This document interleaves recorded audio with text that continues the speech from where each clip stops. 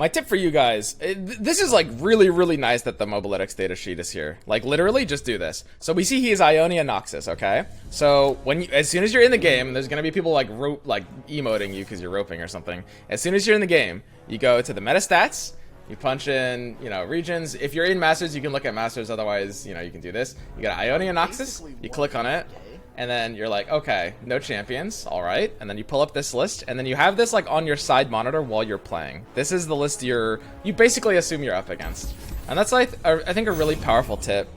I would recommend that to everyone. I would always be doing this if I'm playing ladder. This is like, if you're even remotely trying, like unless you're literally just kind of like super don't care, zoning out, watching a TV show on the side, you should be doing this. You should just like pull up the deck that you think it is.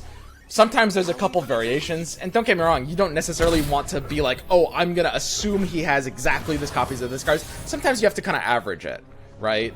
But it's super important. Use the site for this. This is like, I don't even see anybody talking about this, but this is like a really important and valuable function of like the Mobalytics data page that I would recommend everybody does.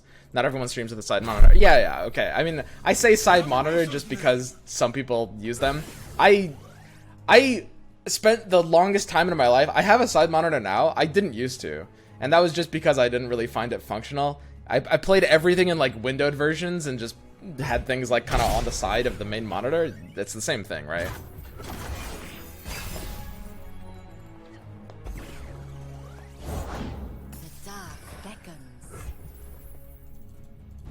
Or you can alt tab. That's fine too. I mean, if you like playing your games in full screen and you only have one monitor, it doesn't really matter. That's not really the point, right? Wow. Pretty awkward. Yeah, I mean, we don't really have a super valuable Vile Feast here. Nothing escapes my watch.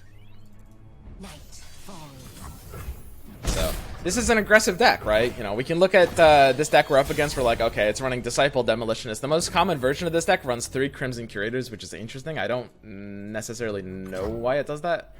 Honestly, that's a little weird. We do have the ability to do some cheeky attack with Glimpse here, by the way. Like, we can sequence an attack and then Glimpse to buff Bark Beast. And we even have some amount of protection against that.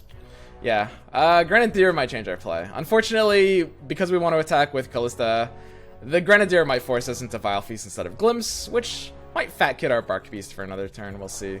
I think there's no way we can avoid Vile Feasting here, so let's go ahead. You know, the list we just pulled up, let's look at this. Let's think, okay, what could he have?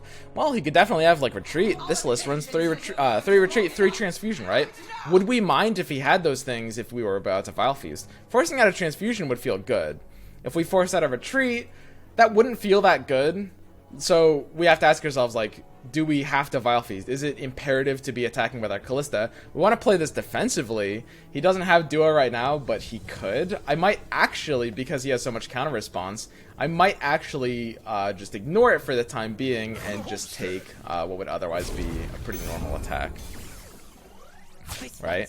Because when we look at his tools, he doesn't really have good ways of countering our Glimpse, right? If we want to do a cheeky like Glimpse with the Bark Beast here, which we don't mind doing, right? Because that's just not something that he really so much has the ability to counter in his deck, if we're just looking at his deck. Of course, he's running Deny and like Will, but those are really expensive, inefficient counters. They stop the thing from happening, but they do so in a way that isn't really worth it. So I'm pretty happy doing this, right? This is the defensive play. We need to play this position defensively. Look at our hand. Really slow hand. Look at his start. Really fast start. We got the double draw. We need to be playing for value. We need to be leveling up our Callista. And we're not really in a hurry to do anything here, right? So when you look at all of that and when you look at his deck, suddenly that means we're saving Vile Feast to try to beat cards like Duo. Suddenly that means Transfusion and Recall, Retreat, Return. These are threats. Not only are they threats, the most important thing, these are avoidable threats. These are avoidable threats, okay?